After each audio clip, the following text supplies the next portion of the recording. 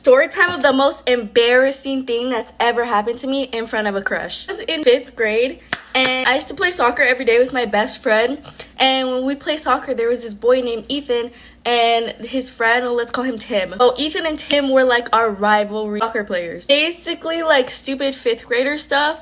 Anyways, so we would play all the time, and one day I texted Ethan on Instagram. It was Friday, and I told him, I was like, let's go play at the park and let's bet money on our little soccer match. You could bring Tim and I'll bring Emily, which Emily at the time was my best friend. Kind of like everything is working out for me because it just so happened that Ethan, Emily, and Tim, we all lived in the same block. And the park was like down the street from where I lived. So parks were kind of in my favor. I'm so excited because I had a really big crush on this guy. You know what I decided to wear? I decided to wear a t-shirt, jean shorts, and cleats. And it was hot this day, so I wasn't giving what I thought I was giving. So we get to the park, we start playing our match, and I'm like bodying the heck out of these kids. Like, we're little kids, like we're probably 4'11" or under, and I am pushing these kids. I thought I was giving very much soccer vibes, like I'm so cute playing soccer or whatever, right? Then disaster struck. My foot got stuck in a freaking pothole. The worst part about it is that I dislocated my knee. So I kind of just had to be on the ground for a minute and just suck up all my tears because I didn't want to cry in front of my crush. I was on the floor in painful agony for maybe like 2 minutes, and they were all saying like, are you okay? Like, are you faking it? And yada yada. And I was just there like sucking up my pain. So embarrassing, and I didn't know what to do. So I pretended that I was taking like a little break and I was checking my phone, and I was like, oh yeah, my aunt wants me home, so I have to go home right now. Ethan and Tim were kind of like, I guess, okay. And so they're like, we're just gonna go home too. Like, okay, sounds great. So me and Emily stayed out the park watching them leave as I'm on the ground holding my tears in. Once they left, Emily helped me home. Like, I'm literally holding onto her shoulder like, thank God it was a weekend, because I had the whole weekend to kind of recover in a way, but not really, because I ended up at school limping. By far most embarrassing story that's happened to me in front of a crush.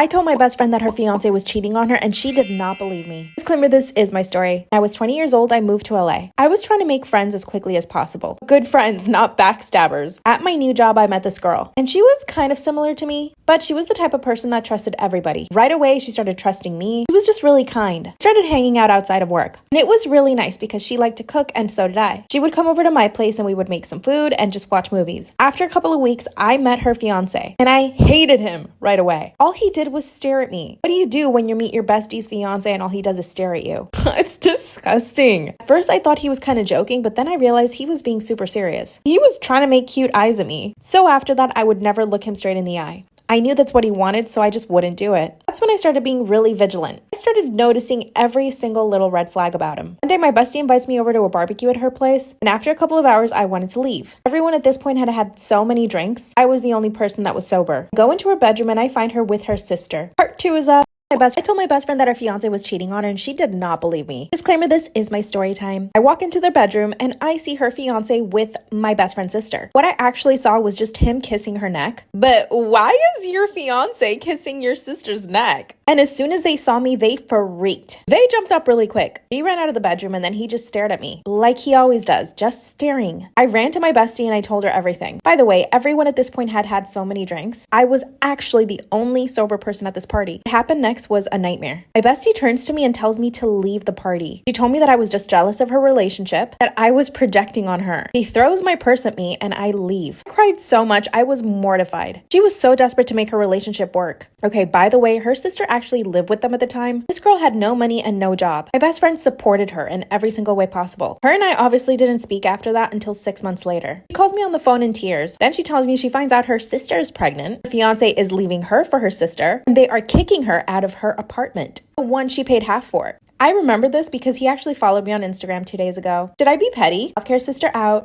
When I was a teenager, I used to hang out on the roof of my parents' house, which was not allowed. But my brother, my cousin, and I would go out there and we would like write our names on the side of the house and stuff. We would line up pop cans in the driveway and propel BBs at them with my brother's special aiming stick. because we lived in the woods and there was nothing else to do out there, which is probably why our annoying little brother would sometimes just spawn in the window and be like, can I hang out with you guys? And we would say, absolutely not. And he would get all huffy about it. And we would say, listen, it's not personal. It's just really dangerous up here. And also, we don't like you like that. And we always had to threaten and or bribe him to keep him from telling our mom that we were hanging out on the roof because we weren't allowed to be up there. The only time I remember us being asked to go onto the roof was when my mom was running a really intense fire drill with us. She put us in various places in the house and ran a bunch of different fire drills with us and told us which exits we needed to go through depending on where we were at in the house. And so she put us on the second floor and she said, if there's a fire, you need to go out the window. And I remember we're all standing on the roof and she was standing on the ground and she was like, so basically you just go out the window and you jump.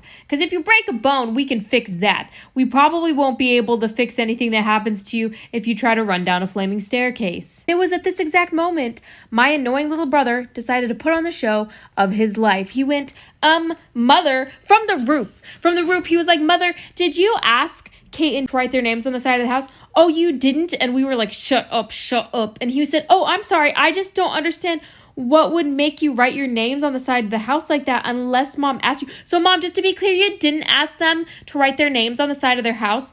When did you do that? Because they're not allowed on the roof, Mom. Are they? Mom, are they allowed on the roof? So when do you think they wrote their names up here if they're not allowed on the roof? I wasn't mad because I thought I was going to get in trouble. I was mad because he was working so hard to get me in trouble. And then it didn't happen. My mom said, well, I'm not happy about that, but if you're going to dabble in vandalism, I'd rather you do it in the house. And then my little brother got mad that my mom didn't get mad. And mind you, we're all still on the roof and she's still on the ground and he's yelling down at her and he keeps yelling, you're not even going to ground them. They're not in trouble because they were on the roof and they're not supposed to be on the roof. And my brother and I were like, hey man, these are some pretty bold words coming from someone who's about 3 feet from a ledge right now.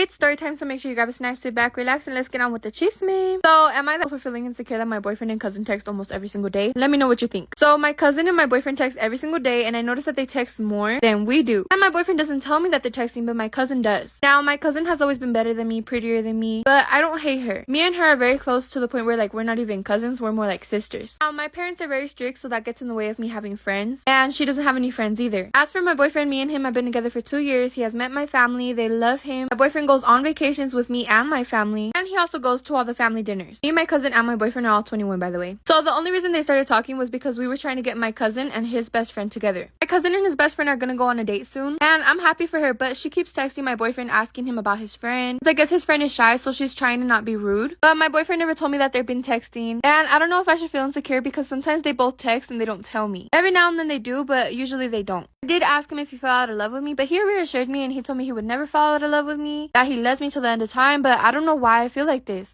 I know my cousin isn't like that because me and her literally only have each other as friends because all of our other friends became fake, but I don't know what to do at this point. I just need some help and some advice, so please let me know if you guys think what I'm feeling is wrong.